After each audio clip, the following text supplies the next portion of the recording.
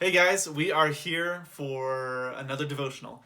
I want to do one of these each day this week to kind of prepare ourselves for Easter this Sunday. And this week is called Holy Week, right?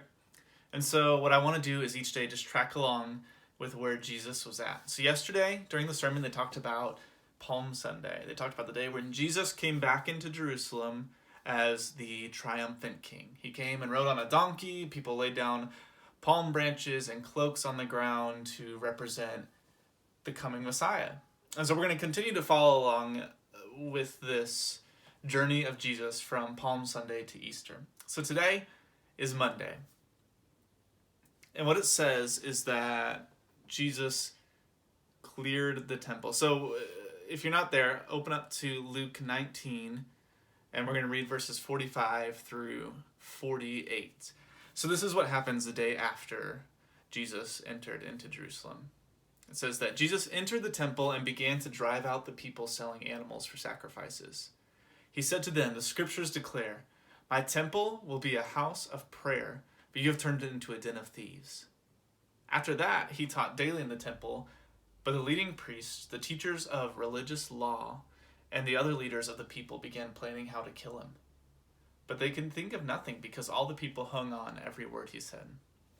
And so this is a pretty well-known little bit, right? People will talk about how oh, you can get mad because Jesus got mad and flipped tables over and cleared people out of a temple. And yes, that's true, but Jesus has a very specific reason to be upset, right?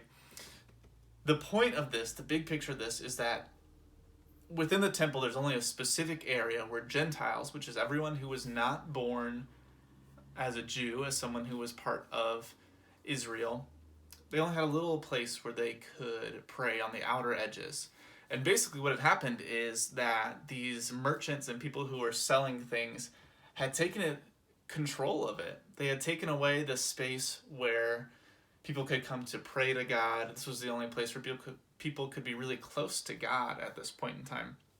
And they had taken it away in order to sell things, in order to charge people. It was probably crazy high rates for things that weren't that expensive. They were taking advantage of people who were there to buy animal sacrifices, and they were making it so that people who came to pray couldn't, because there was just too much. It had to be too loud, too noisy, too distracting. And I think that the way we look at that today, one of the ways we can take this and we can apply it to our lives today is we can look and see at what's distracting us.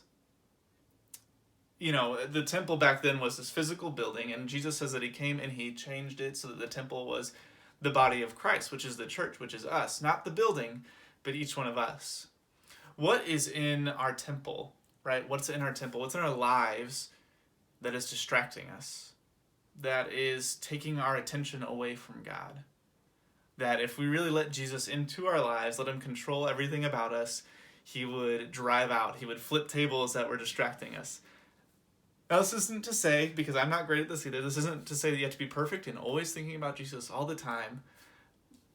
But what is it that we think about more than Jesus? What is it that whenever it is time for us, whenever we decide it's time to spend some time in prayer, spend some time reading the Bible, spend some time talking to Jesus, what distracts us? What keeps us from really connecting with him?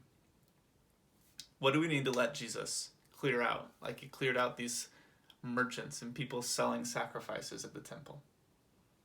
So that's my thought for today as we continue in this week, and tomorrow we'll keep looking at what Jesus was doing during this week leading up to his death and eventual resurrection.